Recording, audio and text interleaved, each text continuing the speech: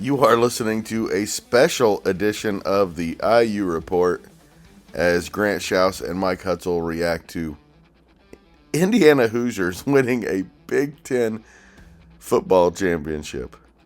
Only on the Central Indiana Sports Report. Grant Shouse and Mike Hutsell, your Indiana Hoosiers are Big Ten champions. Congratulations. Just unbelievable. I mean, this is by far got to be the biggest thing that ever happened to this athletic department. I know the 5 national championships in basketball, but this is a different level. We live in a different age now where football makes the money. You're statistically the worst college football program of all time. And now you're 13-0. You just beat the number 1 team in the country. You beat that team for the first time since 1988.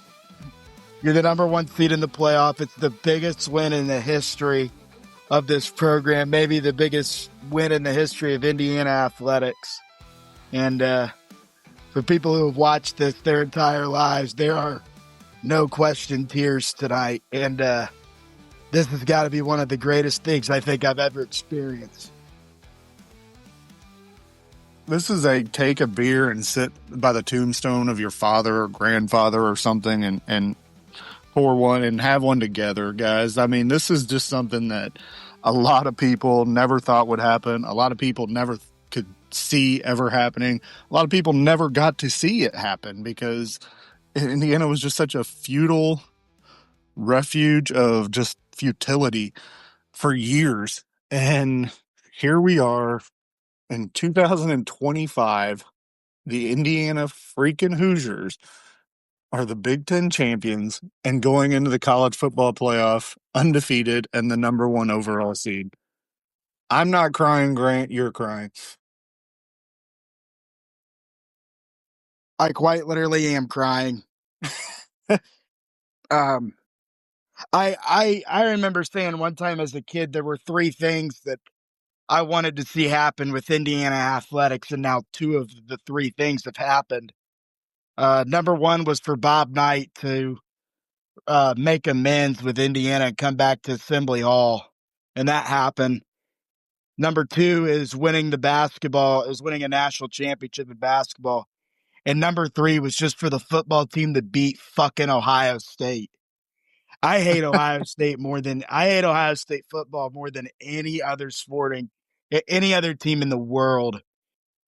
This just feels so sweet that they won the Big Ten and they did it over Ohio State.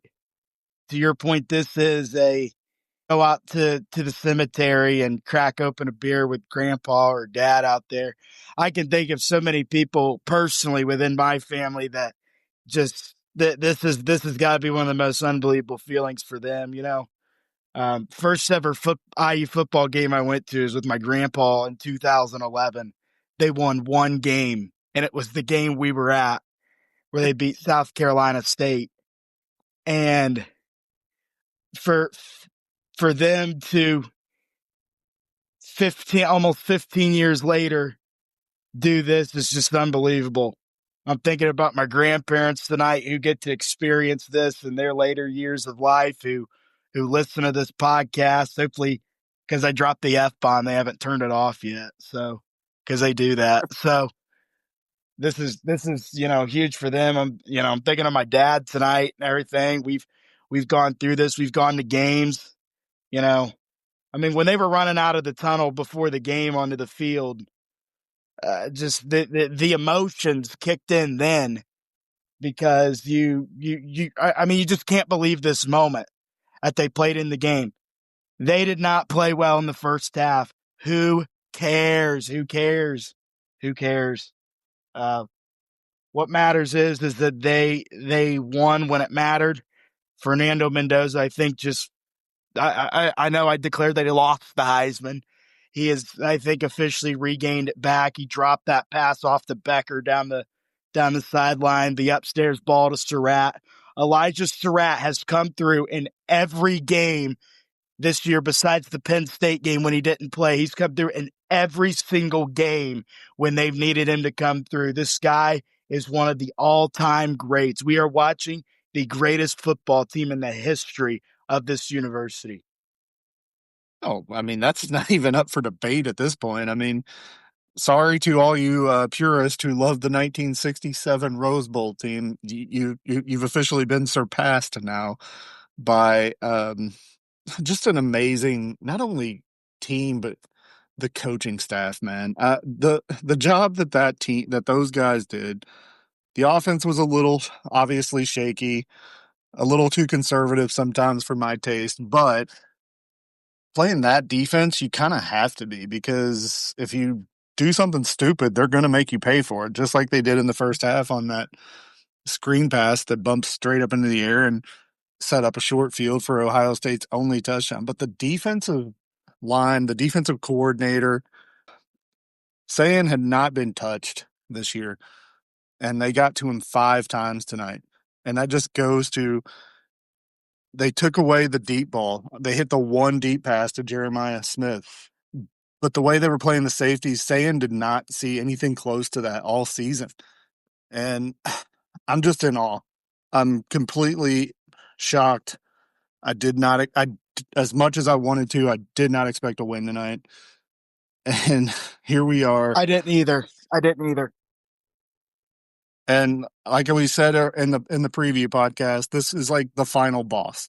And you may have to play the final boss twice. But Indiana finally slayed that dragon. There's absolutely no one, Paul Feinbaum, Heather Dinich, Brandon Walker, Ohio's Tate on Twitter. None of these morons can say, well, Indiana doesn't belong here. The Four Horsemen podcast, who still thinks it's 1988 and Notre Dame matters. Congratulations. Indiana just freaking put it right up your ass. The Hoosiers are the best team in college football going into the playoff.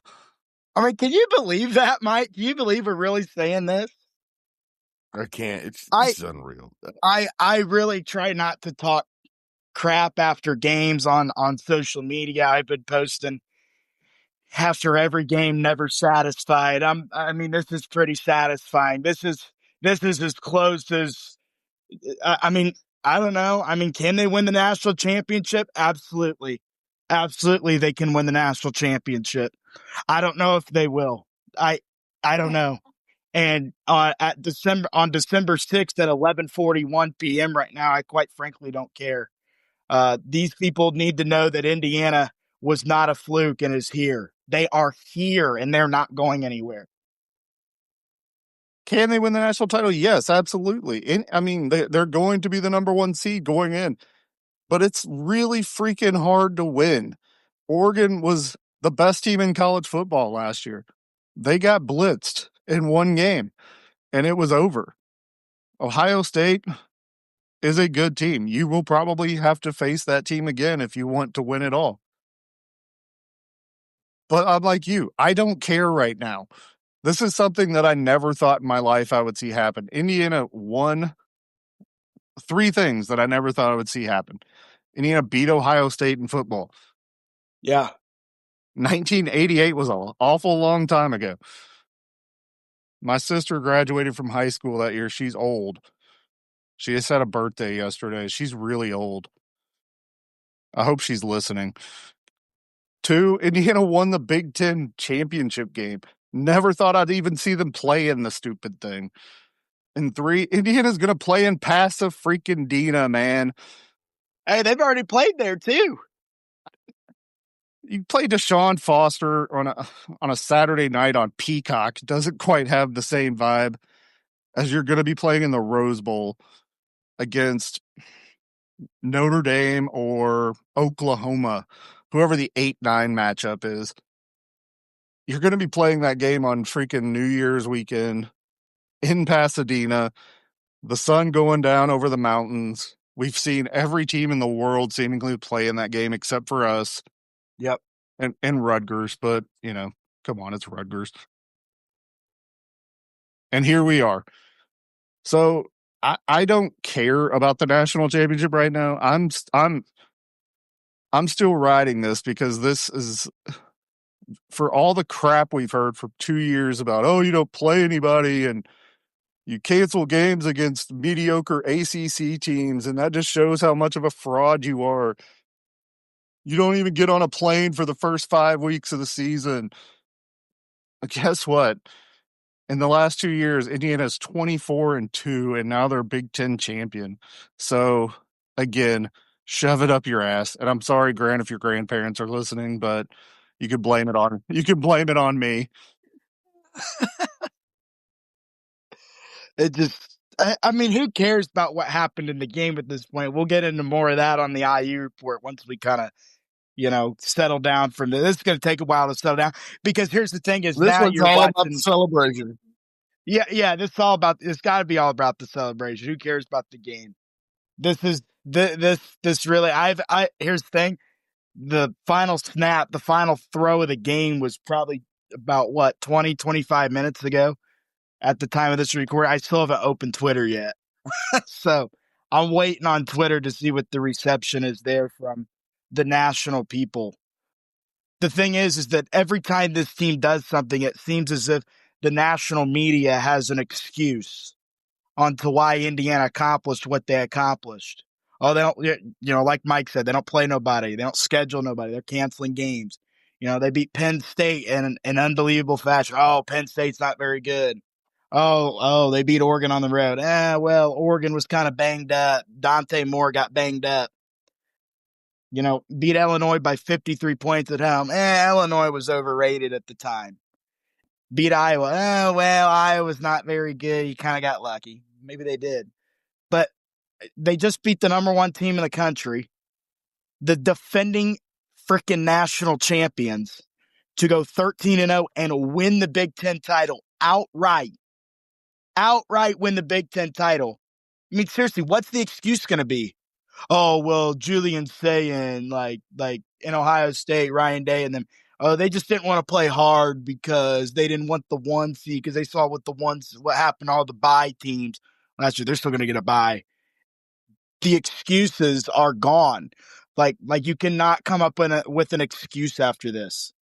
Indiana won the Big Ten championship. And by the way, I know we're not going to really talk about the game, but can I just point out the fact that they pretty much dominated the second half? Like, They did. Dominated. They did. Even Susie says it. But you can't run on Ohio State. Well, they kind of did. They hit the 100-yard mark. Nobody really had been doing that this year. You can't get to Julian saying they sacked him 5 times. Indiana can't win in the trenches against Ohio State. They had a backup right tackle who's a freaking turnstile, and they still won the freaking trenches against Ohio State. You can't discredit Indiana anymore as a football team. If you wanted to say last year they lost to every good team they played, it is a fact. But the 2 teams they played and lost to played for the freaking national championship game. A lot of teams lost to those guys. This year, nobody's beaten them. 13 games in, nobody has beaten them. They just went and beat Ohio freaking State, the defending national champs, like we've said 100 times. The impenetrable defense, and they beat them. And they really didn't even. Indiana gave Ohio State chances to put the game away early, and then thankfully Ohio State was the one who made the same bonehead mistakes Indiana made in the first half in the second half. And how big, we'll talk about the game more in depth, but how big was that 4th down where they reviewed it? Play of the game. You had to start thinking then, okay, maybe this is going a different way. Because that has never gone in Indiana's favor in the history of this rivalry. Ever. In the history of this rivalry, it's never happened. So many, the missed field goal. When they missed the field goal, you felt really good after when you knew Radicic missed the field goal earlier on in the game. When he missed that field goal, I really thought it could get away from him and it could be a long night. But then again, Indiana only gave up 1 touchdown. 1 touchdown. The defense on a short field. Dominant. Yeah. So that means that by the time they play their next game, it will be almost, it will be a month and a half since they've given up a touchdown. It was that Wisconsin touchdown that put me in the hospital down there. Think about that. Well, and we've talked about this defense so many times this year where, yeah, they'll give up the occasional big play, and a lot of times it's against a team that they're so much better than that it doesn't matter. But teams will get yards a lot of times against this defense. But when it truly matters, they come up, they rise up, and they stop you in key spots. And that's what they did again tonight. Ohio State had 2 drives into the red zone in the second half. Neither one of them yielded points. They had the 4th down stop, and then they had the dork missed the field goal. Thanks, dork. But I did curse you once, Grant, because Why? you said in the preview Indiana was better at special teams than Ohio State, and then Radishich went out and missed his first field goal of the year. So I had to curse you at least once. I know, and as soon as I saw him miss that, I knew immediately. I'm not going to lie. I was pretty horrible at that preview podcast because I said that Indiana wins close games. And I'm not going to lie. I predicted them to lose by 3. And they won by 3, even though I said they win close games. Here's the thing, guys. True story. This happened to me today at the Purdue-Iowa State basketball game. By the way, don't ask a Purdue fan what happened on December 6, 2025. It's like the worst day of their lives. So before the game, see the game's on CBS. Brad Nessler, Bill Raftery are on the call. Of course, Brad Nessler did the Indiana-Oregon game earlier this year. And he's standing there, and I went up, I introduced myself and shook his hand, and we had a probably 2-3 minute conversation about IU football. And he asked me, he goes, how do you feel about tonight? And I go, I think if it's a close game in the 4th quarter, I think they'll win. He goes, I think they will too. There's no question. That's coming from someone who's seen this team, on a couple occasions this year, and who's seen Ohio State quite a bit. So that's true story. Brad Nessler there from CBS, who was doing the Purdue game today, told me that.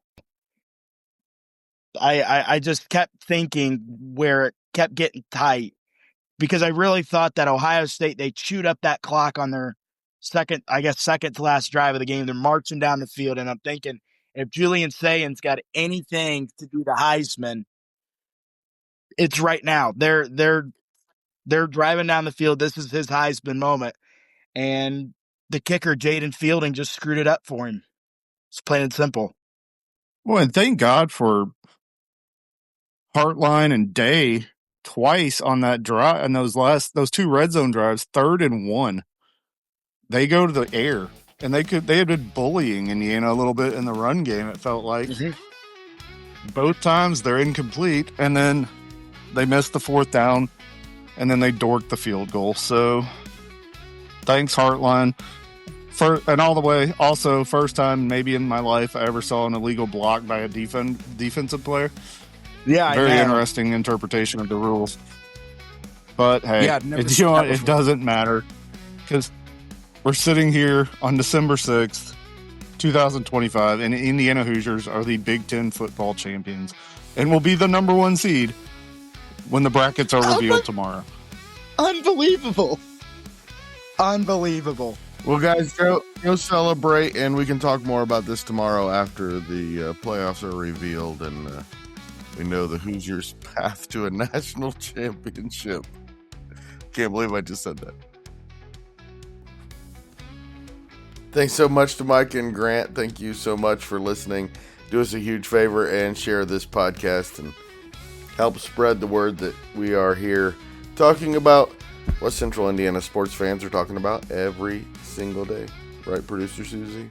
That's right. I think people are talking about the Hoosiers. I think everybody is. Unbelievable. Are we sure we all didn't just hallucinate the same thing? Collectively dream it. Imagine if they win a national championship. Just enjoy the moment, okay? No.